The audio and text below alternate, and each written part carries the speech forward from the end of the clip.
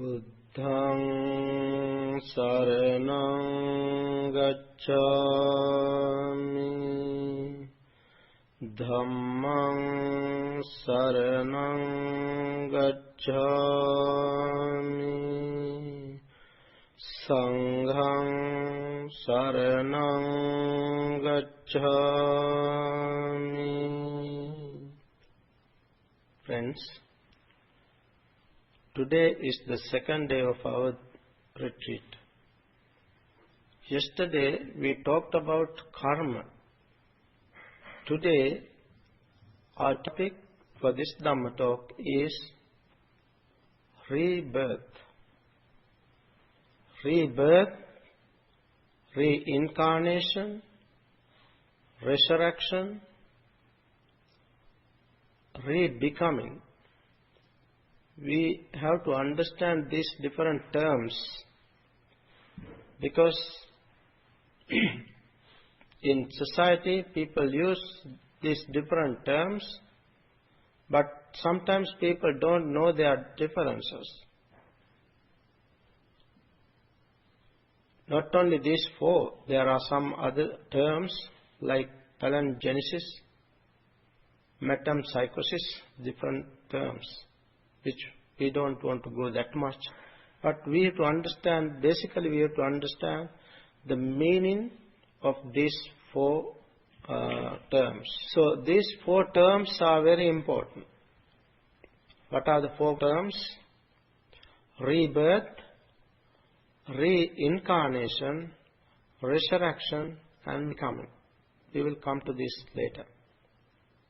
Since we were born to this world, we all have to face death one day. Birth and death. This is how the cycle is formed. It's a cycle that is called samsaric cycle. Birth, death.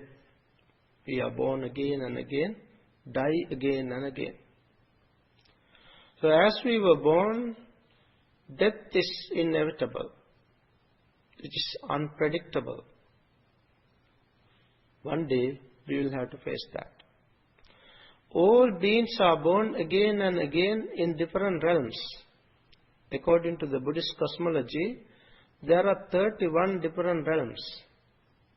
We are born again in these terms. What are the 31 realms? 4 hells, human realms, 6 heavens, 31 material world, 4 immaterial world. These are the 31 realms. So we are born again and again in these 31 realms. And there are 4 ways that beings are born again and again, in 4 ways, 4 categories of beings. There are beings born through eggs, which are called egg-born beings, through eggs. Eggs are there for beings to be born. Beings are born in eggs. If we kill in such beings, that itself is a killing. So, eggs-born being. Then the second one is, the first one is called andaja. Anda means egg. Those are born in eggs. Second one is jalabhuja. Jalabhuja means beings are born in wombs. Then sansedaja. Beings are born in moisture. Sansedaja. Then the last one is opapathika. Means beings are born spontaneously. So those are the 4 categories. Those beings are born. So beings are born again and again in such a way. We as Buddhists, whenever we extend metta, love and friendliness, we extend love and friendliness to all these beings without any discrimination. As long as we are born in samsara, in these realms, it is all right, born again and again. But the problem is we have to face suffering, unsatisfactoriness. Suffering is there in samsara. That is why once the Buddha said, even a fraction of a second in samsara is dukkha. Very shortest time.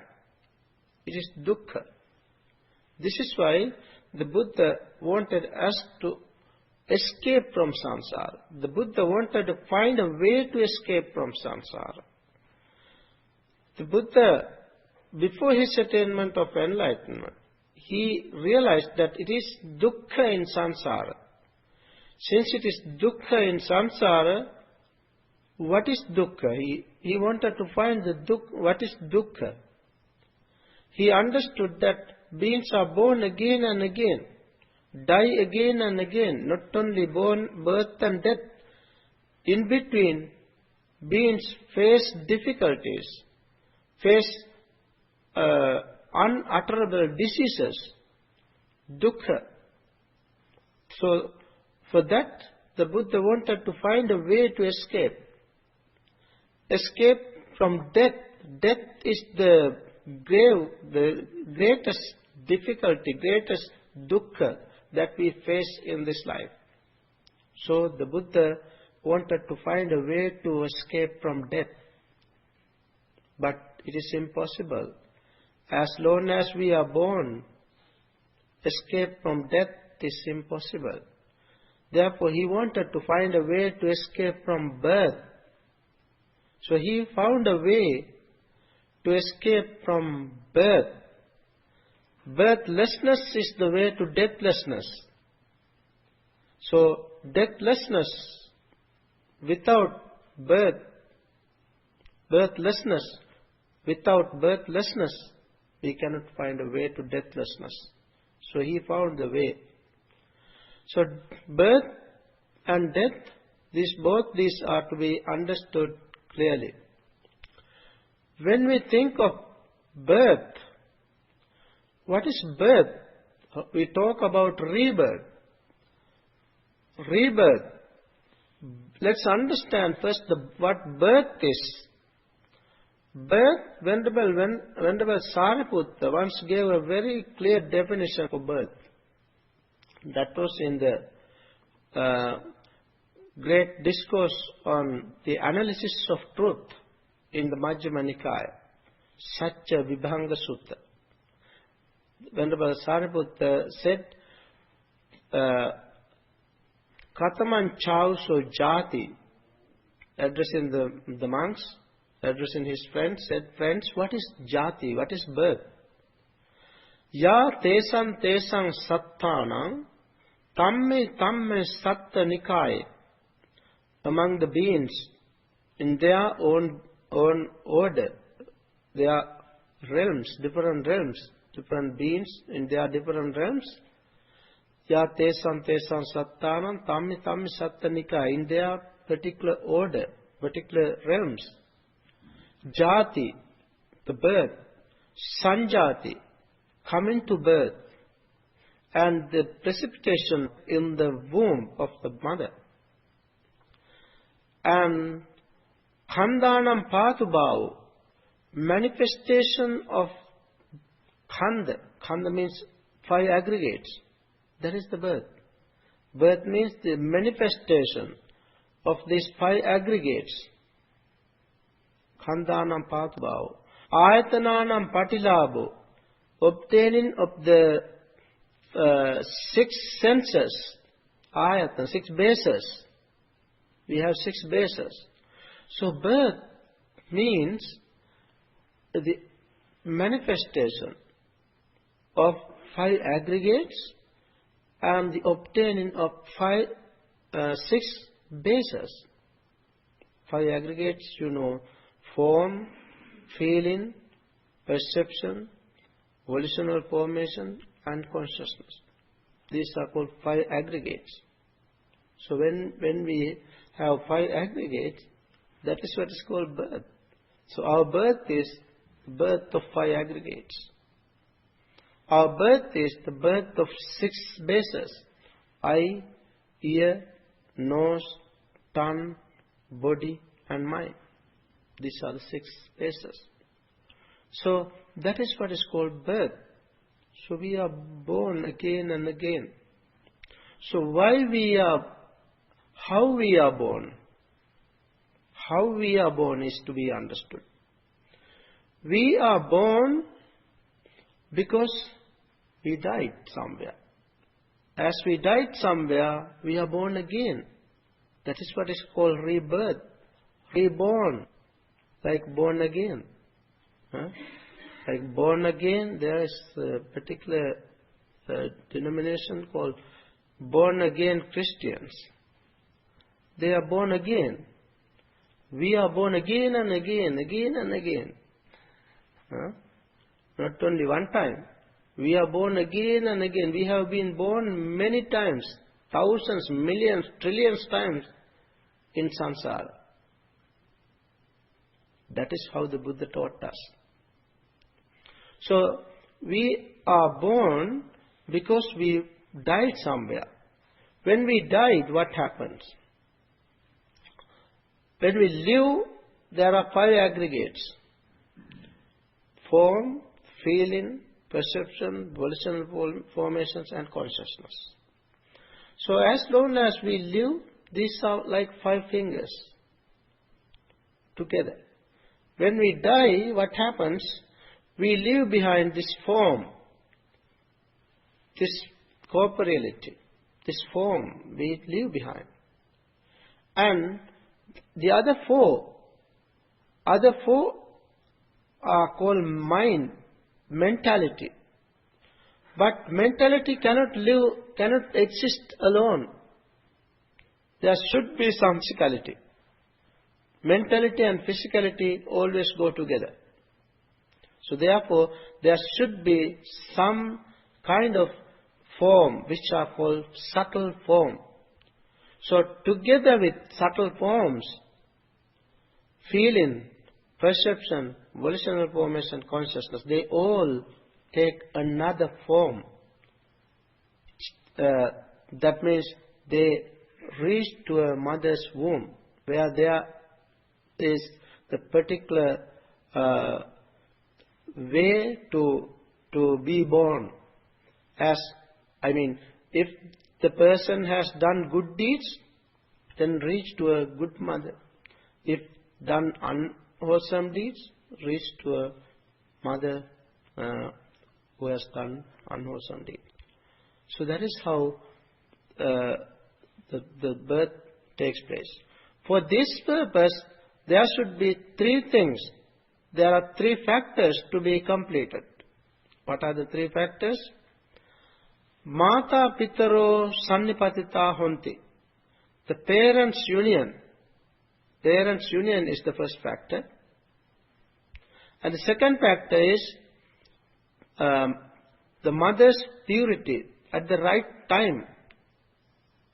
Then the third one is the reaching of the consciousness. Consciousness means not only consciousness, together with other things. What are the other things? Subtle forms, feeling, perception, and volitional formations as well. So this is how the 3 factors come together, and with that 3 factors, the birth takes place. That is how the birth takes place. Now, why this birth, rebirth? Why rebirth takes place? Why we are born again and again? The Buddha said, Anamataggo ayang bhikkhave samsaro pubbha koti na panyayati. Amongst this samsara, the beginning, first point is quite undiscernible, quite difficult to see, quite difficult to find the beginning of this samsara. Anamataggoyam bhikkhave samsaro pubbha koti. The first point, pubbha koti na panyayati, cannot see. Avijja nivarananam sattanam. These beings are nivarana, hindered by avijja, ignorance. Beings are hindered by ignorance. Tanha sanyojanana, and fettered by craving. This is the problem. This is why we are born again and again. Because of avijja, ignorance and craving. What is ignorance?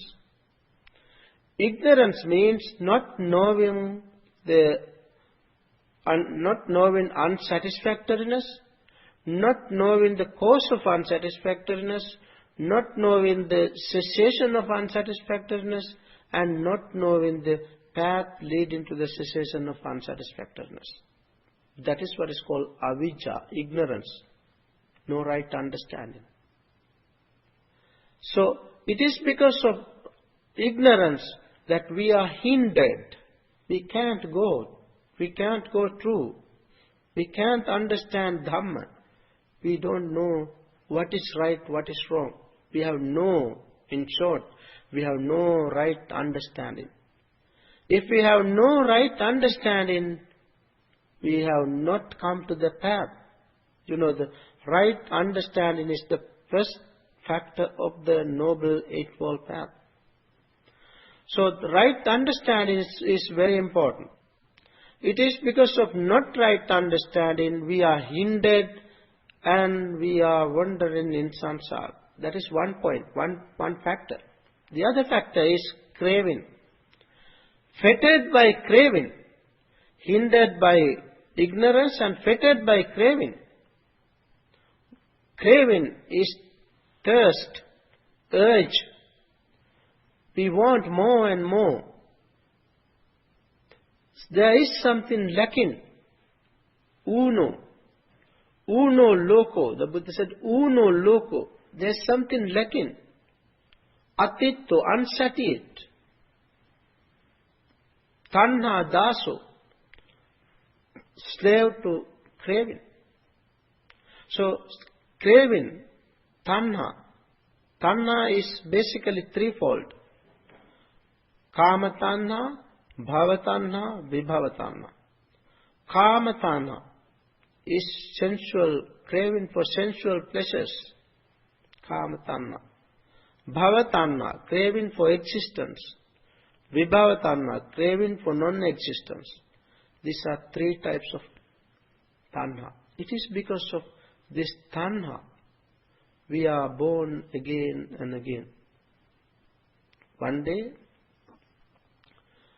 when the Buddha was going from house to house collecting alms together with Venerable Ananda, Buddha saw a pig, a sow. Seeing this pig, the Buddha smiled.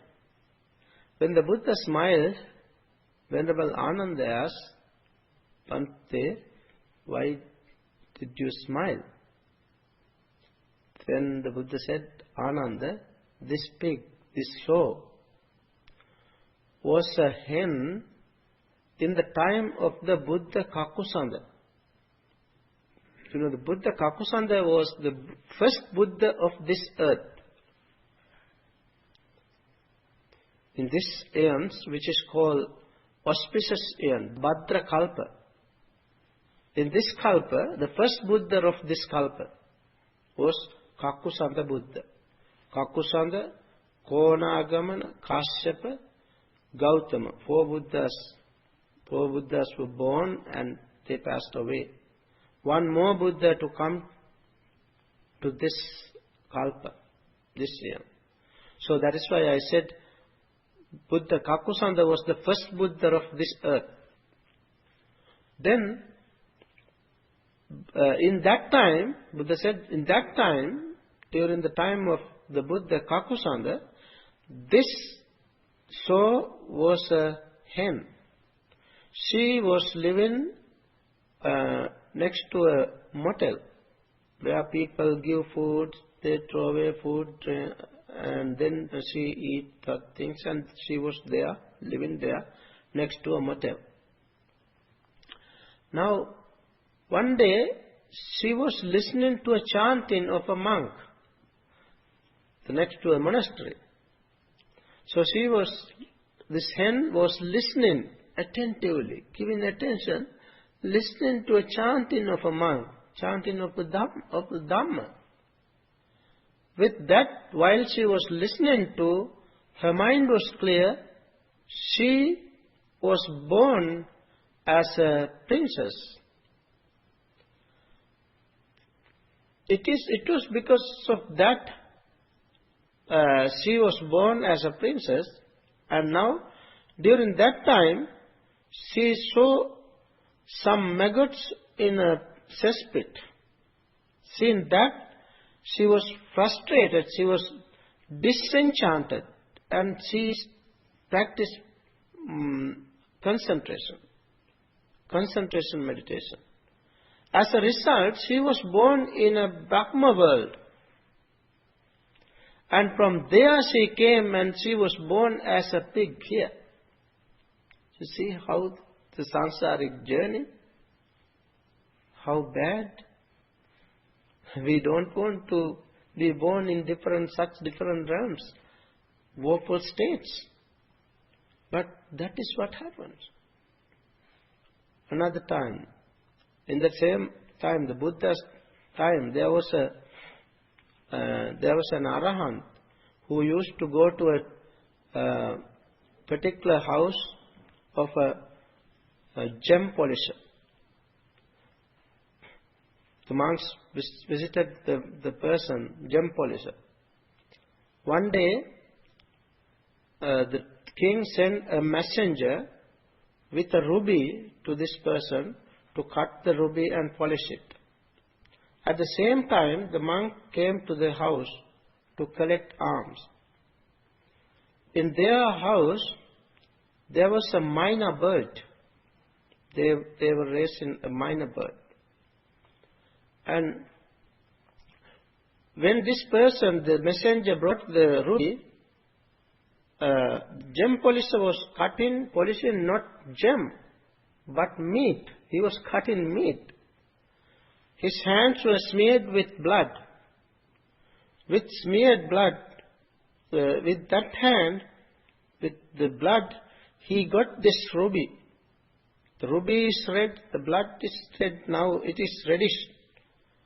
It was kept on the table. Then he went to the washroom to wash his hand. As the monk came in, he went to the washroom to wash his hand.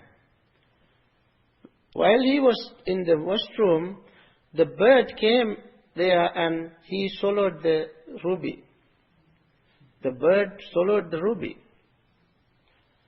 When he came out and he did not see the ruby, then only one person was venerable monk. That venerable. So he asked, "What happened to the ruby? Did you take the ruby?" The monks, he did not say anything.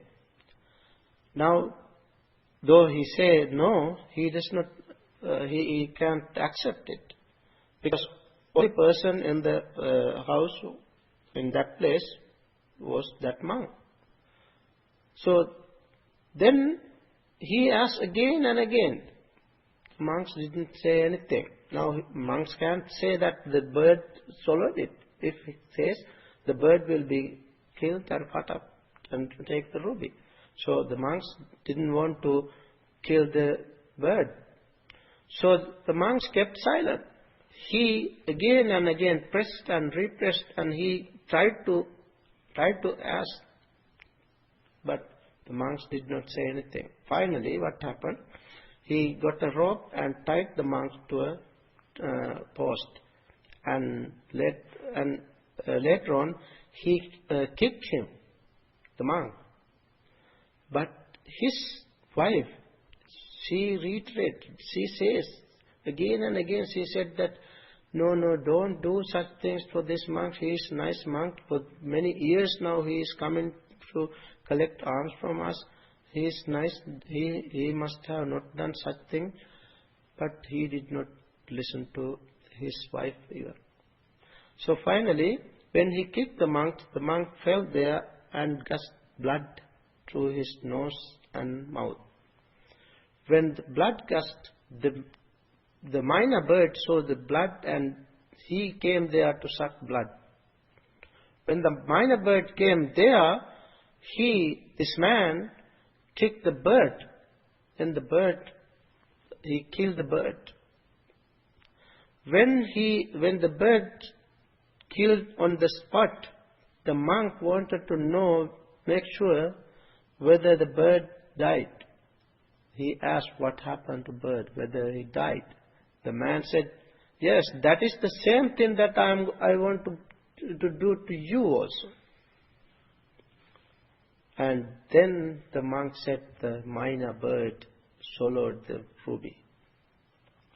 He then cut the bird up and got this ruby. So this is what happened. And when this was informed to the Buddha, later on they all died. Friends, we do all these things, whether good or bad, all these things up to that point, up to die. We all die. Until we die, we do all good deeds or bad deeds. So these people, they all die. After their death, the Buddha, when this was informed to the Buddha, Buddha said, this bird, after the bird's death, the bird was born as the son of the same man, that woman. He was born in the womb of that particular woman, the bird. And the lady, that woman who died, after all, she died and she was born in heaven. And the man, as he did this for a monk, he was not a simple monk, he was an arahant. He did such thing, he killed an arahant, almost killed. And he was born in hell. And the arahant, as he will not be born again, he passed away, not to be born again. This is how the Buddha said. Buddha said, Gabba meke uppajjanti. Some beings, they are born again and again in wombs. Gabba meke uppajjanti. Nirayang papa kammino. Some, they go to Niraya, the hell. Those who are doing unwholesome deeds, evil deeds, they are born in hell. Nirayam papa kammino. Saggang sugatino yanti. Those who are doing good deeds, they are born in heavens. Parinibbanti anasava. Those who have no taints are come to pass, not to be born again. Parinibbanti. That is called not die, not death. It is called parinibbana. The Buddha and all enlightened ones, they attain parinibbana. So this is how things happen. So rebirth. Now let's understand what rebirth is. Rebirth. Rebirth, this term, it has a sort of tendency to misunderstand this concept. The tendency is that people think that we are born again as we are now. That means all humans should be born as humans. All animals should be born as animals, as we are now, which is not the teaching of the Buddha. So therefore, we are a bit reluctant to use this term, rebirth, as the Buddhist term. Rebirth is not the right term for us to use. Then the second one, reincarnation. Carnate. Carnate is the body. Reincarnate. Reincarnate. Something go to body. Something go to body again. That is why it is called a reincarnate. So to go to a body, something to go to a body, there must be something permanent, something substance, some kind of substance. What is that substance? That is soul. That is self, soul. There must be a soul to go to a body. So, to understand, to accept this concept, we have to first accept soul. We Buddhists don't believe a soul. So therefore, this term also we Buddhists don't use. It is not the right term to use. Reincarnation is not the right term to use for Buddhists for this concept of rebecoming. We use the word rebecoming. Resurrection. What is the resurrection? Resurrection, the term we use, we find this only in the Bible. This happened only one time in the human history. That is according to Bible. According to the Bible, this happened to Jesus. When he died, the whole body, the dead body, resurrected. That happened only to the Jesus, which is only in the Bible. So the last one is rebecoming. This is the term that we Buddhists use.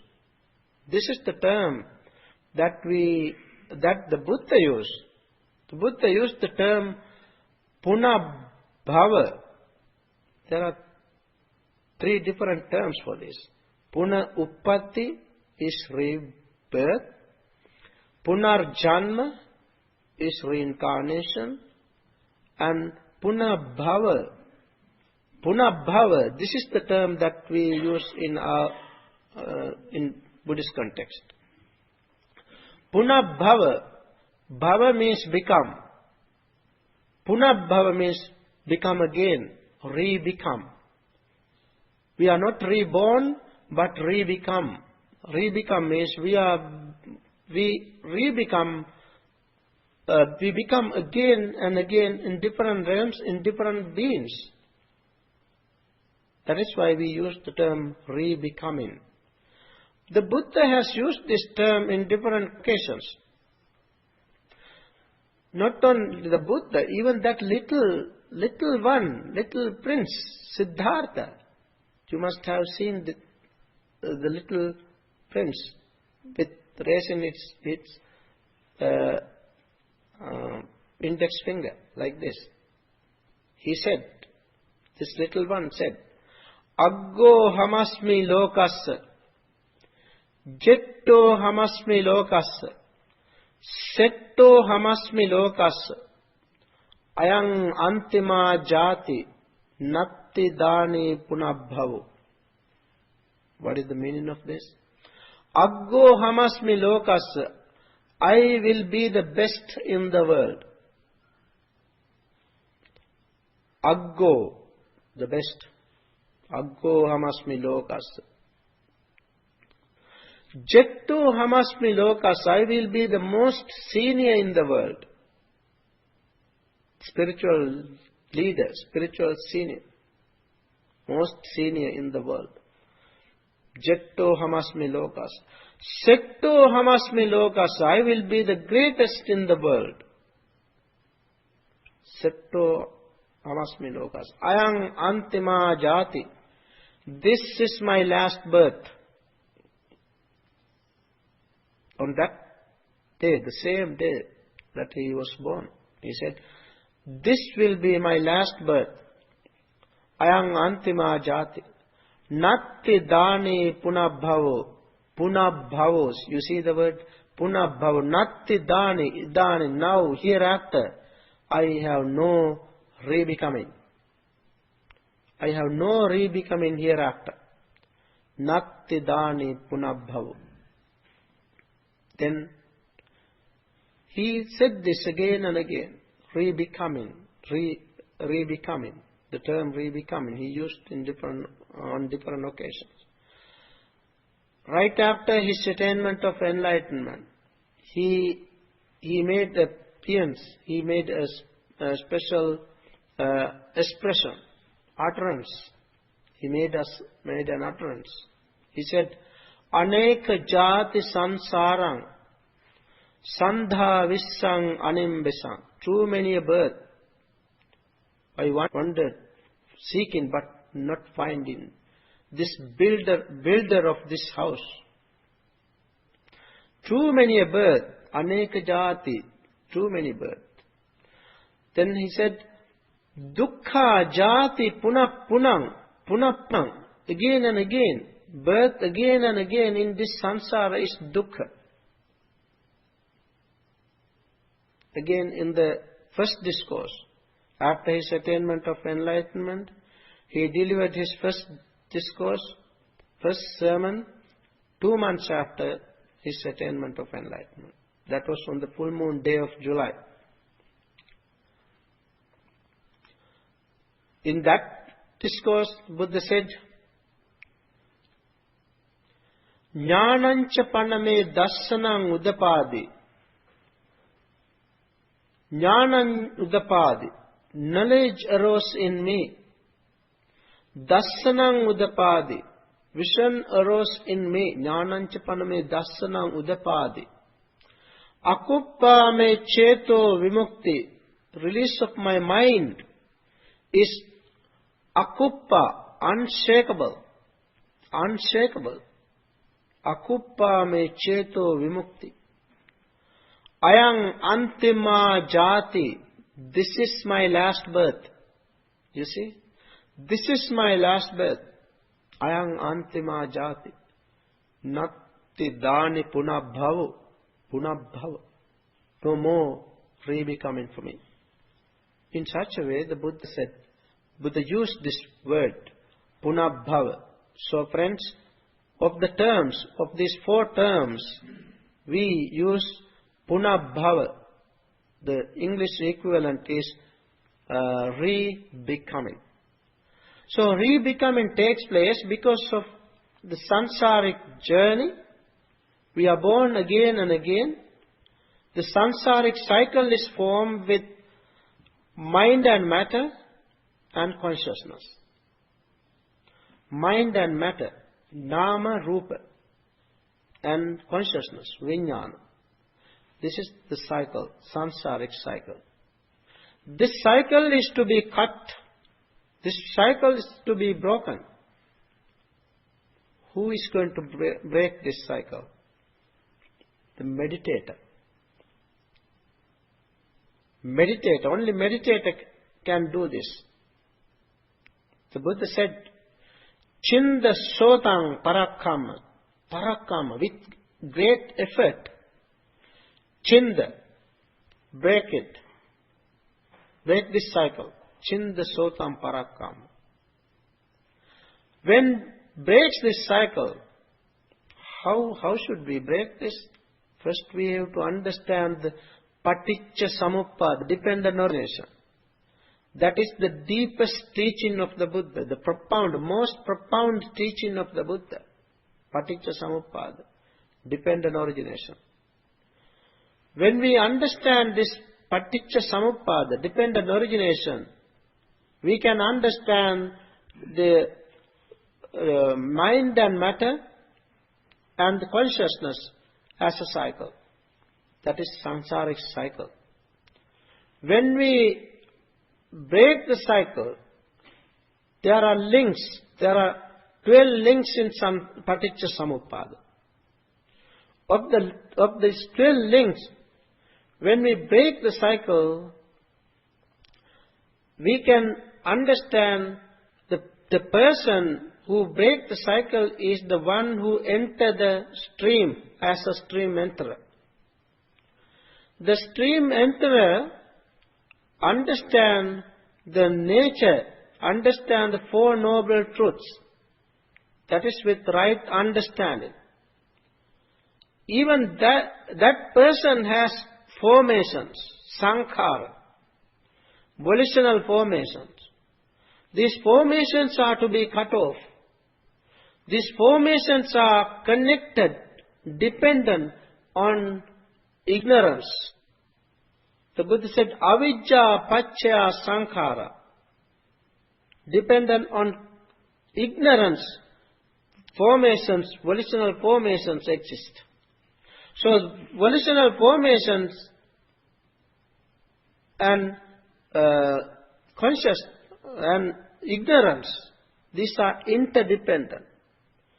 Ignorance, as I said earlier, It is because of ignorance and craving we are wandering in samsara. Now, if we can cut off ignorance, we can cut off samsaric journey as well. But it is quite impossible to cut off ignorance, because ignorance is dependent on other things, connected to other things. What are the other things? Ignorance is connected to taints, asava. Ignorance is connected to 5 hindrances, the basic things. When we practice meditation, the first thing that we want to do is to subdue our hindrances. As long as we have hindrances, we have ignorance. So once we cut off hindrances, we can cut off ignorance. And hindrances, ignorance and taints. What are the taints? There are 3 types of taints. Asava, the Pali term is asava. Kamasava, bhavasava, avijjasava. Kamasava means taints of pleasures, sensual pleasures. Bhavasava, taints of existence. Avijjasava, taints of ignorance. As long as we have these 3 types of taints, we are interdependently, we have ignorance, avijja and taints. Once we cut off these taints, we become taintless, taint-free. That is called anasava. That is the state of enlightenment. So friend, that is how one stop this samsaric journey and attain enlightenment. You know, there are 10 fetters through which we are bound to samsara. Of the 10 fetters, the last one to go is avijja, ignorance. Through 10 fetters we are bound to samsara. So when we cut off the first 3 fetters, then the person who cuts off is called stream enterer. The one who attenuate this next 2, cut off the first 3 fetters and attenuate the next 2, is called once returner. The one who has cut off the first 5 fetters is called non-returner. And the one who completely cut off all the 10 fetters is called the Arahant, the enlightened one. Of the 10 fetters, the last one to go is ignorance, avijja. With that, the cessation of avijja is the cessation of dukkha. And with that one can attain enlightenment. So this is how the Buddha has taught us. As we are born again and again, rebecoming. We have rebecoming. We are reborn. We are born again and again in this samsara. Therefore, this samsaric journey should be stopped. As long as we are in samsara, we have to suffer. So the Buddha found a way to be free from suffering. That is the right way. The right way is the Noble Eightfold Path. The Noble Eightfold Path of the 4th factor of the 4 Noble Truths. So 4 Noble Truths are the central teaching of the Buddha. So whatever we understand, the Dhamma, the most important thing to understand, to realize is the 4 Noble Truths. Without understanding the 4 Noble Truths, without realizing the 4 Noble Truths, nobody can attain enlightenment. Therefore, we all have to understand the importance of this Dhamma, and we all have to practice this Dhamma. Whenever we practice this Dhamma, we can understand, we can experience this Dhamma, so that one day we can completely cut off dukkha and attain enlightenment. May we all attain supreme bliss of Nibbana. Sadhu, sadhu, sadhu.